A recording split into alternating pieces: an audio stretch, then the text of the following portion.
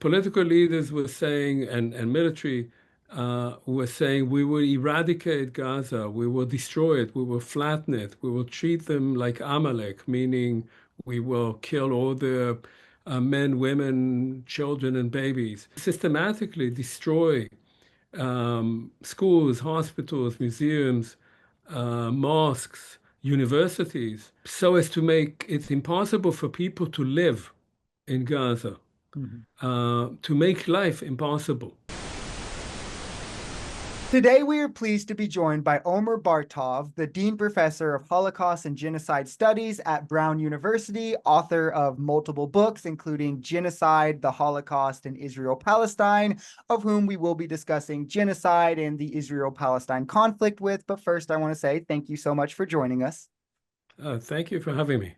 Yeah, the pleasure is all ours. So I do want to start just with the term genocide because I feel a lot of people get hung up there, maybe only have heard it colloquially or read it in a textbook once or twice, especially in a lot of conflations to the Holocaust and that word. Could you kind of describe for us what genocide really is? So, genocide was defined in 1948 in a UN convention as actions carried out with the intent to destroy a group, could be a national, ethnic, or religious group, in whole or in part, as such.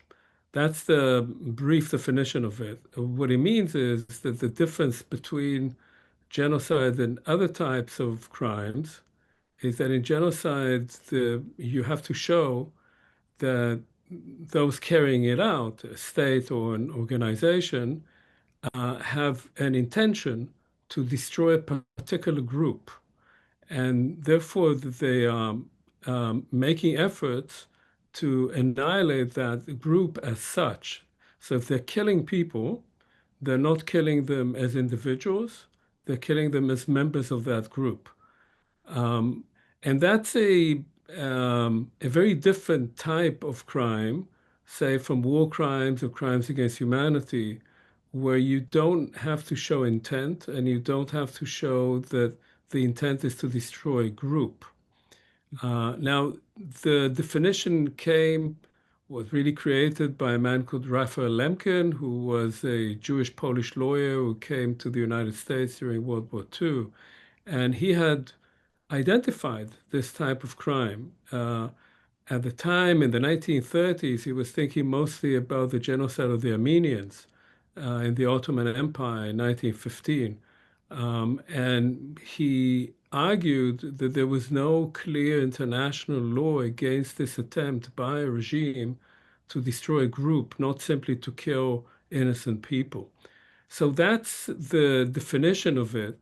Obviously, different people have different definitions, and everybody's welcome to their own definition. And often people use that term just to say uh, when something terrible is happening, they see massacres, mass killings, they say that must be genocide. But the only definition that matters in international law is the one that I just cited. That is the one of the UN from 1948, which was accepted in international law in 1951 when sufficient numbers of states joined that definition. And I am curious if you could speak to maybe what or how the intent could be shown, because I know it's not as easy as, them saying, hey, we're doing this because of this. And often it's never that simple. I believe, if I'm correct, I think Raphael Lemkin spoke to kind of like cultural destruction being kind of a way to show it. How is it most often kind of shown? So it is true that to show intent is often difficult, in part because regimes or organizations that carry out genocide don't say that that's what they're doing. They say it's something else. They say, well, there's a security danger. This group, this might be a fifth column. These are foreigners. These are people who are endangering the security of our people, and so forth. Uh, and so they don't necessarily say, our intent is to destroy that group as a group. Sometimes they do. And when they do, it makes it easier to identify the crime. Also, it's difficult because if orders go out by these regimes to carry out genocide, first of all, they may couch them in different terms. They will use a lot of euphemisms. Say, we'll give them special treatment, as the Nazis said, right? But what you mean is to kill people. And secondly, they may well destroy these documents. And often, leaders of states carrying out genocide will not want to sign anything in writing. So they will give oral orders, but will make sure that there's no record of them. So it is difficult. However, one way that you can identify genocide if you don't have a paper trail is to show a pattern of operations.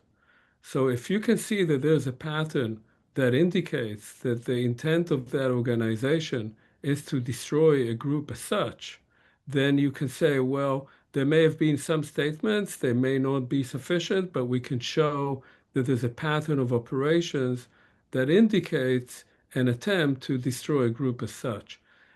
What you were referring to is that Lemkin had a somewhat more expansive definition of genocide. Not all of it made it to the UN definition. Mhm. And he did speak about cultural genocide to the extent that you could hypothetically carry out a genocide, according to Lemkin, without killing anyone.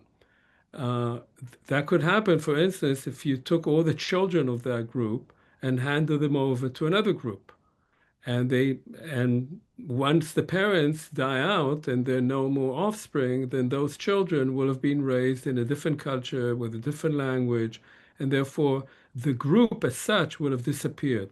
The UN did not go that far, so there is one section in the definition that speaks about kidnapping children, moving children from one group to another, and in fact, uh, President Vladimir Putin of Russia is accused precisely of that, of kidnapping Ukrainian children to be adopted by Russian families as an attempt to destroy Ukrainian nationhood. Um, but most generally, there is an insistence on showing that there is killing Mhm. and that there is substantial killing. It does not have to be all, it does not even have to be the majority of that group, but that there is a substantial amount of real violence being carried out. That's the generally would be the convention of interpreting the Genocide Convention. Yeah, and I think that's really useful to kind of segue into taking those characteristics and applying them to the Israel-Palestine conflict. Where do you think those conditions have been met? And then at what point were you confident in at least expressing genocidal intent kind of from Israel against the Palestinians? Right. So this is a in some ways a an interesting case, or at least exceptional, because you will remember that Israeli actions began in response to the Hamas massacre of about 800 Israeli civilians, as well as 300 to 400 army people. Most of them Jewish, not all of them, but most of them were Jews. Um, and that was unprecedented. Nothing like that had ever happened in Israel before, and everybody was quite shocked in Israel, and the army wasn't responding quickly enough. Um, that elicited a whole range of statements by Israeli political and military leaders already on the eve of October 7th, and then going into October 8th, 9th, and so forth.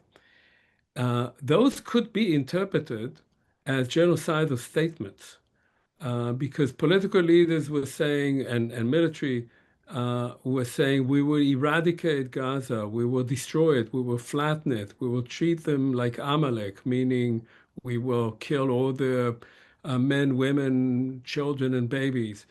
We will give them no food, no water, um, no electricity, and so forth. Um, and in fact, you could say uh, according to international law, that these statements were themselves criminal because they could be seen as incitement Because if your generals and your politicians are telling you that the other side are, as they call them, human animals, and that they have to be eradicated, then you would expect the soldiers to follow suit. I mean, my Minister of Defense told me that they're human animals. There's no expectation that I would treat them humanely.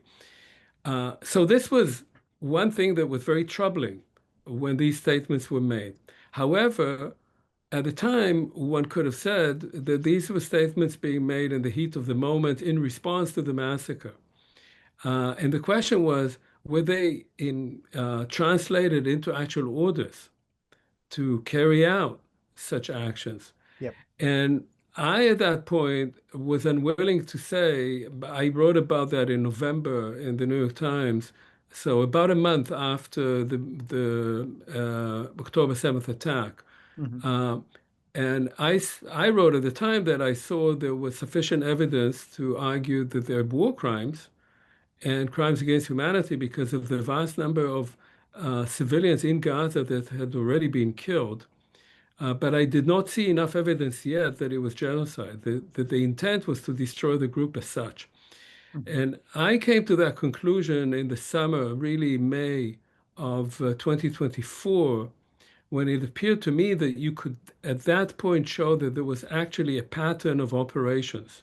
And that pattern was not simply to destroy Hamas, which was the declared war goal, one of the two, nor to simply release the hostages, which was the other war goal, but rather to systematically destroy schools, hospitals, museums, mosques, universities, um, so as to make it impossible for people to live in Gaza, Hmm. to make life impossible, and to make the reconstitution of that group, if the war were ever to end, also very difficult because of the destruction of all these institutions that are dedicated to health, to education, to religion. All of those were being destroyed, to collective memory. They were destroying museums. Um, and so at that point, I said that this appeared to me to be a genocidal operation. I wrote about that in August 2024, but since then, things have become much worse. And you may know, just in the last couple of days, now the new Israeli Minister of Defense is talking about creating a, a humanitarian city Hmm. over the ruins of Rafah. So first, Rafah was completely obliterated.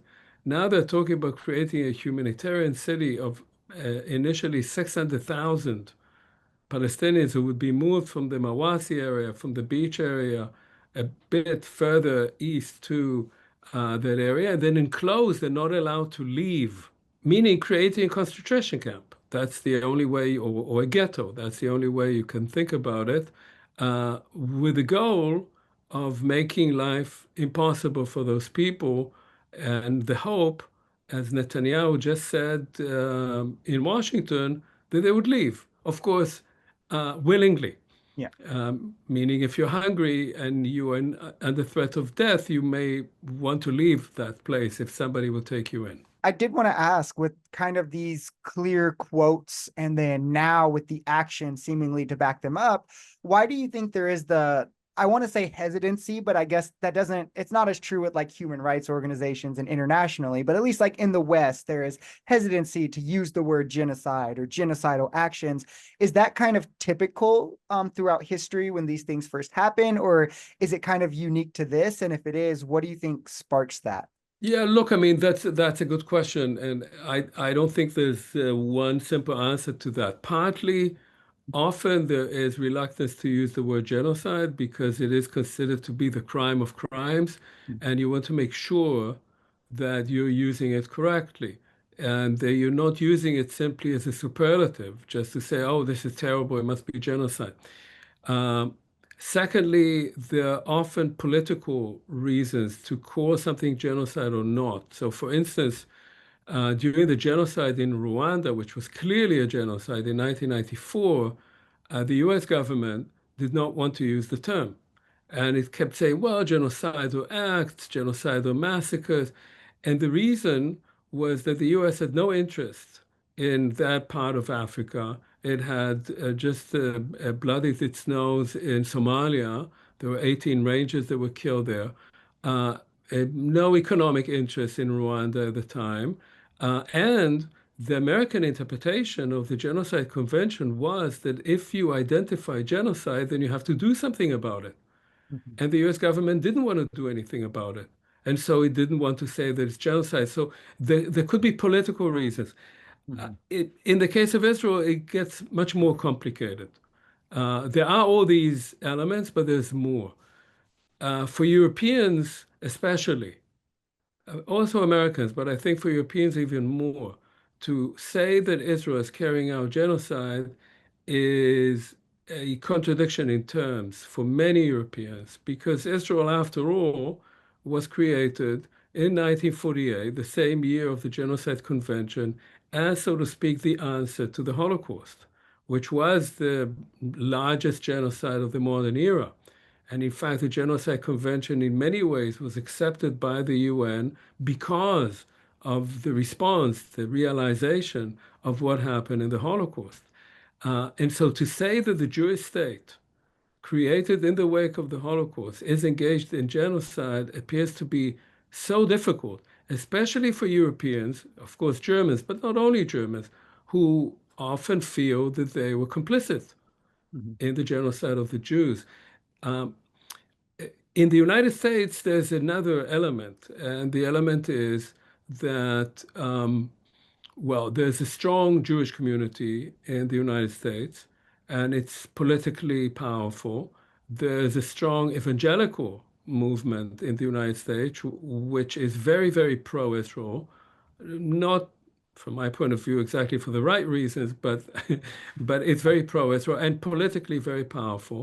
And Israel is deeply involved in American arms industry, technology. That is to say that Israel is engaged in genocide means almost immediately that the US is complicit Yeah. unless it does something about it. Now, it could have. It could have easily done that. It could have done that in November or December 2023. Mhm. Uh, there was no difficulty to stop Israel because Israel is so dependent on the US. But it didn't for all these reasons. And by now, it's become deeply complicit in what is going on in Gaza.